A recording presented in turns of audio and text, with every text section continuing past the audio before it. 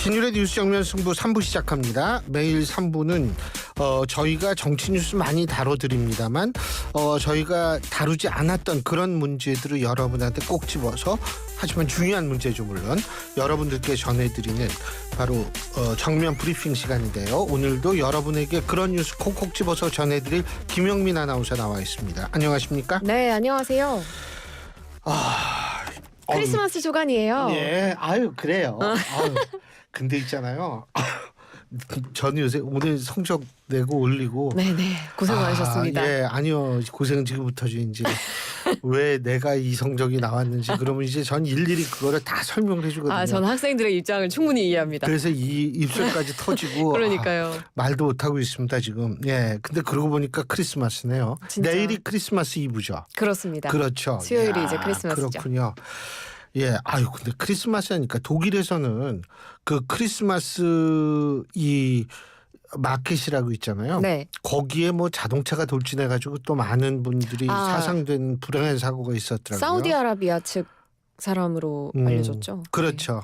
아유, 그 참 왜들 그러는지 모르겠어요. 크리스마스는 이 사랑과 평화, 뭐 사랑과 평화라고 그러니까 옛날에 70년대 80년대 있었던 그룹이 생각이 나는데, 네네. 사랑과 평화가 중요한데 참 안타깝습니다.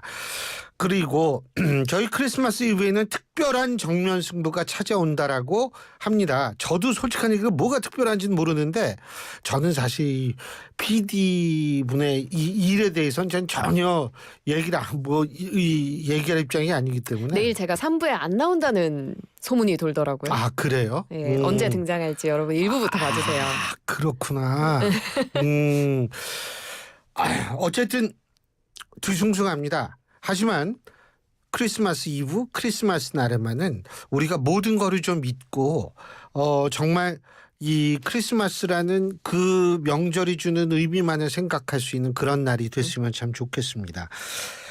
자, 우리가 오늘 첫 번째 얘기할 주제, 지난 주말 그 농민들이 트랙터 몰고 대통령 관저로 향했는데, 이게 경찰하고 올해 아주 긴 시간 대치를 했죠, 그죠? 예, 그렇습니다. 전국 농민회 총연맹 전봉준 투쟁단 소속의 농민들이 윤 대통령의 파면과 구속을 촉구하면서 트랙터를 몰고 서울로 올라왔습니다.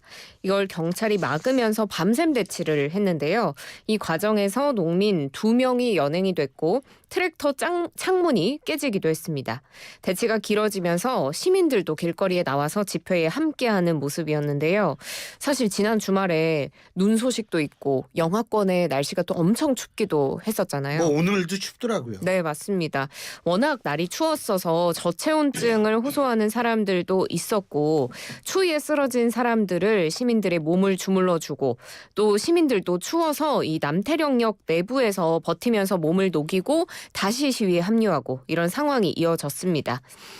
밤사이에 시민들이 돈을 모아서 난방 버스를 배차해서 같이 몸을 녹이는 이런 일도 있었는데요. 예. 전농, 그러니까 이 농민회 총연맹과 경찰이 대치하는 사이에 민주당 행안위 소속의 일부 의원들이 이호영 경찰청장 직무대리를 만나서 합의를 했고, 결국 경찰이 트랙터 10대에 한해서만 서울 진입이 가능하도록 했습니다.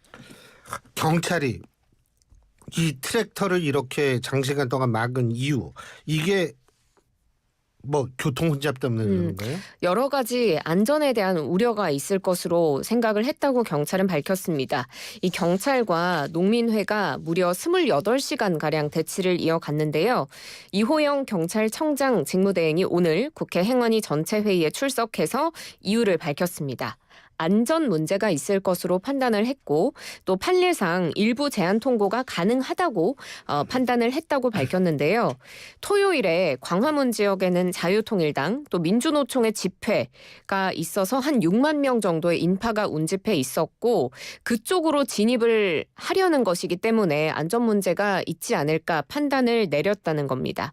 그런데 결국에 길을 터졌잖아요. 여기에 대해서는 10대 정도만 한강진역으로 가서 참여를 하고 바로 회차하는 걸 전농 측과 얘기를 했고 경찰 측에서 교통안전을 같이 했기 때문에 길을 터줬다고 설명을 했고요. 트랙터 34대가 한꺼번에 집회 시위 현장으로 움직이면 안전에 문제가 있을 수 있어서 이 같은 판단을 했다고 밝혔습니다. 근데 국민의힘 윤상현 의원은 좀 이 트랙터 시위를 좀 굉장히 세게 비난을 했더라고요. 맞습니다. 예. 사실 오늘 뉴스를 또 이 소식이 많이 지배를 했달까요? 도배를 했달까요? 많이 얘기가 나왔는데 네. 윤상현 국민의힘 의원이 오늘 자신의 소셜미디어에 트랙터 시위를 맹비난했습니다. 이들을 향해서 국민 안전을 위협한 난동 세력이라면서 단어가 좀 세지만 몽둥이가 답이다 이런 표현까지도 했습니다. 구체적으로 살펴보면 지난 주말 서울 도심에서 벌어진 민노총 전농의 트랙터 시위와 경찰의 충돌은 공권력을 무력화시키고 시민의 안전과 공공질서를 심각하게 위협한 충격적인 사건이다라고 이야기했습니다. 그러면서 트랙터로 경찰버스를 들어 올리려는 위험천만한 행위, 또 저지선을 뚫고 관저로 진입하려는 시도, 명백한 불법이고 국민의 안전을 위협하는 난동이라면서 다시는 이런 시도를 하지 못하도록 법적으로 엄중한 책임을 물어야 한다. 이렇게 주장했습니다. 제가 앞서 일부에서 잠깐 얘기를 했는데 우리나라를 전 세계에서 주목하는 이유가 있어요. 물론 이제 전 세계 9위, 10위 되는 경제 대국에서 비상계엄이라는 정말 이 듣도 보도 못한 일들이 벌어지고 있기 때문에 주목하는 것도 있지만 더 주목하는 게 뭐냐면 아니 저 나라는 어떻게 시위를 하는데 상점이 공격받거나 약탈당하거나 길거리에 자동차를 막 불태우거나 유럽에서는 시위 나면 대부분 그런 일들이 많이 발생하거든요. 근데 우리나라는 너무 오히려 막 응원봉 들고 나가서 네. 이 하는 그 정도로 주목을 받고 있는 거기 때문에 제가 볼 때에는 무엇이 어떻게 됐던 간에 이 폭력적인 사태는 절대 일어나서는 안 됩니다. 요거를 저는 좀 부탁드리고 싶어요. 그리고 그저 윤석열 대통령 헌재가 보낸 탄핵 심판 서류 수령을 계속 거부하는데 하도 거부하니까 헌재는 그래도 송달 효력이 발생한다 이렇게 판단했죠. 네, 사실 헌재 송달 효력에 대한 입장 표명 오늘 있을 것으로 예정이 되면서 많은 관심이 쏠렸는데요. 헌재가 윤 대통령에게 지난 20일에 탄핵 심판 서류가 송달된 것으로 간주하고 오는 27일에 첫 변론을 예정대로 진행하겠다고 밝혔습니다. 형사소송법 65조, 민사소송법 187조에 따라서 19일에 발송 송달을 실시했고 대법원 판례에 따라서 서류가 송달된 곳에 도달된 때에 이 효력이 발생한다고 봤습니다. 실제로 수령을 안 해도 효력이 발생한다고 본 거고요. 이 서류가 20일에 한남동 관저에 도달을 했기 때문에 효력이 발생한 것으로 보고 윤 대통령 측에서 27일까지 답변서를 제출해야 한다라고 헌재는 판단을 한 겁니다. 첫 변론 준비 절차 기일이 오는 27일 오후 2시 헌재에서 열리고요. 청구인인 국회, 비청구인인 윤석열 대통령 이 양측의 대리인이 입장을 밝히고 쟁점을 정리하게 됩니다. 여기에 윤 대통령의 출석 의무는 없습니다. 뭐 어쨌든 윤 대통령은 대통령이잖아요. 네. 대통령이면은 지금 사실 우리의 대외 신뢰도가 이렇게 추락이 된 상태에서는 제도적 신뢰를 줄 수 있게끔 행동하는 것이 가장 합리적인 행동 아닌가, 판단이 아닌가 이런 생각이 드는데 지금 이렇게 거부하고 하는 행동이 과연 그런 합리성 범주에 포함될 수 있을지 아마 국민들이 판단하고 있을 겁니다. 지금 제가 그 비상계엄 드렸는데 이 비상계엄으로 인해서 피해를 호소하는 국민들이 윤석열 대통령 상대로 손해배상을 청구하고 있다는 소식이 있죠. 저도요. 사실 이 이후에 말씀하시죠. 잠을 그렇게 푹 못 자요. 맞아요. 아니 왜 그러냐. 나 진짜 깜짝 놀란 게 옛날에 트라우마가 살아나면 이런 식으로 사람이 다시 되는구나라는 생각을 하게 되는 거예요. 지금까지도 그래요. 네네. 진짜 근데 몇 명이나 한 거예요? 일단 윤 대통령을 피고로 한 위자료 청구 소송을 진행하고 있는 모임이 있습니다. 윤석열 내란 행위에 대한 위자료 청구 소송 준비 모임이고요. 만 60명이 원고로 참여하는 2차 소송 접수를 준비 중입니다. 그러니까 1차 소송이 있었다는 말인데 이미 105명의 원고가 1차 소송을 접수한 상태고 2차 소송도 준비 중입니다. 소송에 참여한 사람들이 어떤 피해를 호소하는가를 살펴보면 또다시 계엄령이 내려지면 어떡하나 이런 생각 때문에 잠을 잘 못 자고 저는 잠을 못 자는 이유가 또다시 계엄령이 내려질까 봐 아니고 네. 그 젊을 때 기억이 자꾸 나가지고 그래서 잠을 못 자는 거예요. 네네. 그리고 뭐 출근을 해도 퇴근을 해도 계속 이 계엄 생각만 나서 불안함을 맞아요. 놀랐어요. 얼마나 느낀다라는 놀랐는데요. 겁니다. 그래서 이런 피해를 호소하면서 손해배상 청구 소송을 내고 있는 건데요. 이 소송을 제안한 변호사 이금규 변호사는 이 피해자인 국민 개개인들은 지금 집회에 참여하는 것 말고는 법적으로 도움받거나 할 수단이 없기 때문에 이런 소송을 준비하게 됐다고 밝히면서 손해가 발생했다는 걸 입증하는 건 어렵지 않을 것으로 예상한다고 밝혔습니다. 이에 앞서서 광주 여성 변호사회에서도 지난 17일에 이 윤 대통령을 피고로 해서 정신적 손해배상 청구 소송을 접수한 바가 있습니다. 이거 이길 수 있을까요? 사실 뭐 저는 알 수 없지만 이 난 변호인들, 이길 수 있을 변호사들, 것 같은데. 그러세요? 예. 이 법조인들의 판단에서 보면 인용될 가능성이 꽤 높아 보인다라는 판단이 나옵니다.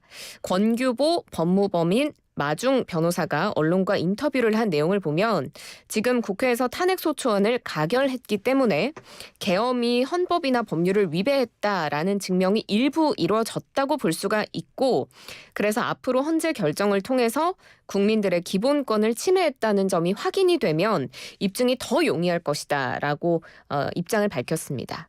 또 한 변호사는 익명을 요구했는데요. 정신적 손해배상라는 건 사실 이 정신적 손해가 눈에 보이지 않는 거라서 판단이 좀 애매할 수는 있겠지만 위자료로 뭐 한 100원 이렇게 인정이 되는 한이 있더라도 인용이 될 확률이 좀 더 높아 보인다라고 판단을 했습니다. 아니 전 뭐 국민들이 이런 거 충분히 그 논란 이게 단순히 논란 게 아니거든요. 그럴 수 있다고 봅니다. 그 또 정용진 그 신세계 그룹 회장 트럼프 만났지 않습니까? 그죠? 네, 그렇습니다. 정용진 신세계그룹 회장이 트럼프 당선인의 장남이죠. 트럼프 주니어의 초청을 받아서 미 플로리다의 마러라고 리조트를 찾았습니다. 원래 두 사람이 굉장히 친했대요. 근데 이 사람이 지금 굉장히 중요한 사람이거든요. 장남이. 맞습니다. 예, 예. 이번 대선 과정에서도 많은 역할을 했었고 그럼요. 뭐 서로 헤이 브로 이렇게 부른대요. 워낙 뭐 굉장히 친한 사이. 어떻게 하면 이렇게 이런 사람하고 친해지나? 나 한번 물어봐야겠다 언제. 예. 네. 그러면 일단 정용진 회장님이랑 친해져야 되는 거 아니에요? 그렇죠. 근데 전혀 모르는 사람이니까 네, 그게 갈 이제 길이 가장 머네요. 문제죠. 네, 굉장히 그 두 사람이 돈독한 관계를 원래 유지해왔다고 하고요. 그래서 정용진 회장이 지난 16일부터 5박 6일간 마러라고 리조트에 머물렀고 트럼프 당선인과도 회동을 가졌습니다. 이 회동이 한 10분에서 15분 대화를 하는 정도였다고 하는데 사실 15분 정도 대화한 게 엄청 긴 대화를 한 거다라고 평가를 받더라고요. 그래서 정용진 회장이 어제 귀국을 했는데 취재진들이 공항에 잔뜩 몰렸습니다. 지금 미국에서 한국 상황에 관심을 보이느냐 이런 질문을 받고 지금 정용진 회장은 트럼프 측에 한국이 저력 있는 나라로 정상화가 빨리 될 수 있을 거니까 믿고 기다려달라 이런 메시지를 전했다고 밝혔는데요. 그렇지만 트럼프 당선인과 구체적으로 어떤 대화를 나눴는지는 비밀에 붙였습니다. 아니 일본은 그 아베 전 총리 돌아가셨죠. 이 부인이 또 이 방문을 해가지고 맞습니다. 뭐 저녁도 네. 같이 먹고 뭐 이렇게 해가지고 이시바 시게루 일본 총리 뭐 얘기 나오고 그런데 우리나라는 정용진 회장이 처음이잖아요. 맞습니다. 오히려 그렇게 민간인들이 트럼프 당선인을 더 깊게 만나는 그런 상황이 자꾸 연출되는 것 같아요. 그럴 수밖에 없죠. 지금 뭐 정신 없잖아요. 정신없죠. 그렇습니다. 지금 우리나라가 탄핵 국면으로 인해서 트럼프 당선인의 대응을 할 리더십이 굉장히 필요한데 사실상 실종이 된 상태다. 이런 평가가 나오는데요. 트럼프 당선인 역시도 지금 우리나라의 계엄, 탄핵 국면에 대해서 특별히 입장을 밝히지 않고 있어서 사실 이 소통 창구가 굉장히 절실하고 어떤 메시지를 과연 냈을까? 우리의 정부에 대해서 어떤 입장을 갖고 있을까? 사람들이 궁금해하는 상황에서 정용진 회장이 만났다라고 하니까 지금 뭐 민간 가교 역할을 할 수 있는 것 아니냐? 과연 어떤 얘기를 했을까? 이렇게 이목이 굉장히 집중이 됐습니다. 가교 역할을 할 수 있느냐 이런 질의를 받고 정용진 회장은 뭐 거기까지 생각하지는 못했고 사업하는 입장에서 맡은 위치에서 열심히 하겠다 이렇게 대답을 했고요. 추후에 정부 사절단 꾸려지고 참여 요청이 오면 기꺼이 응하겠다 이런 입장 정도만 밝혔습니다. 우리가 정치학에서 거버넌스라는 거버넌스를 우리나라 말로 하면 협치인데 우리나라 협치하면 뭐 여야 간의 뭐 협치 이런 건데 원래 거버넌스라는 뜻은 국가가 운영되는데 정부, 기업, 시민사회, 시장 이런 게 한꺼번에 돌아가서 국가가 운영된다라는 그런 뜻이거든요. 네네. 간단히 얘기를 한다면. 그런데 그런 측면에서 지금 한 축이 움직인 거예요. 기업이. 예. 그런 차원에서 우리가 본다면 사실 우리가 단순히 넘어갈 수 있는 사안은 아니라는 생각이 분명히 들고요. 뭐 정치가 안 돌아가는데 어떡하겠어요. 기업이라도 이렇게 나서가지고 그게 설령 자신의 기업을 위해서 하는 것이라 하더라도 어쨌든 그게 우리나라한테 긍정적인 효과를 주는 거니까 우리 정용진 회장님 아주 수고 많이 하신 것 같아요. 자, 제가 소식 하나만 전해드리겠습니다. 경찰 특수단이 지금 밝힌 내용인데요. 김용현 전 국방장관이 경찰 접견 조사를 지금 거부하고 있는 상황이다. 이런 소식이 들어와 있습니다. 날씨가 추운데 정말 뒤숭숭합니다. 자, 오늘 여기까지 하죠. 수고하셨습니다. 고맙습니다. 김영민 아나운서였습니다. 최대리